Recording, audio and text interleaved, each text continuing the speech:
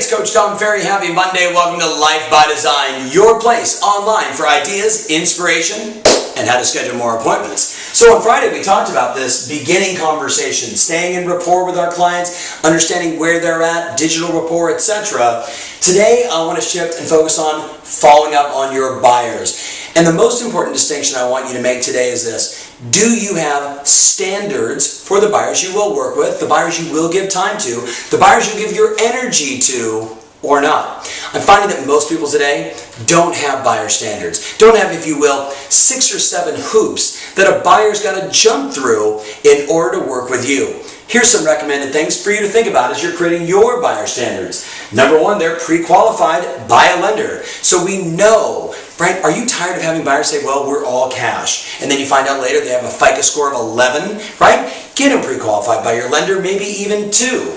Number 2, that they know what they want. That you won't take a person out who's kind of in between. Example, one of my clients said, I've got a buyer, high-end, super luxury, which always makes people excited. Oh, big commission, right? I said, well, what does the client want? They want to be along the ocean. Oh, even more exciting, lots of money. Where? Between Santa Barbara and San Diego. That's kind of a big market for you to cover.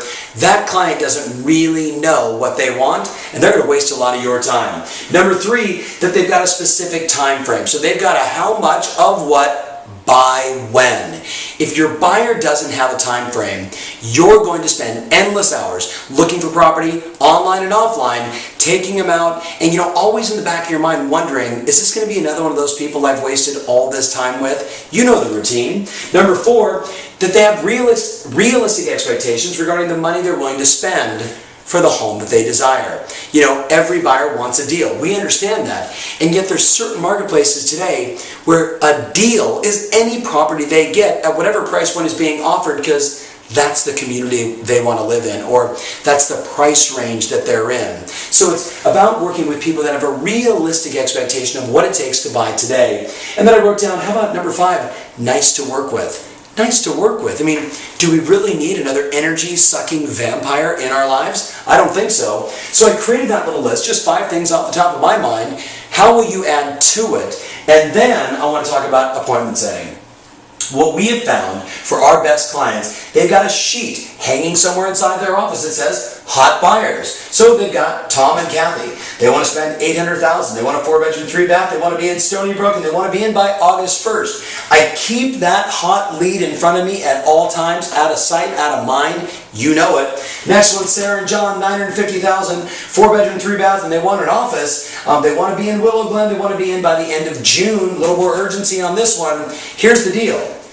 I'm going to recommend that you only have 7 to 10 really solid buyers you're working with at any time. And whatever your number is, when you're out talking to customers, you begin to use language like this. I only work with 7 clients at a time because I found that helping people buy a home today, doing all the things that I do, I can only manage successfully 7 great relationships. So let's see if you qualify to be one of the 7 as an example. Here's the game though. You ready?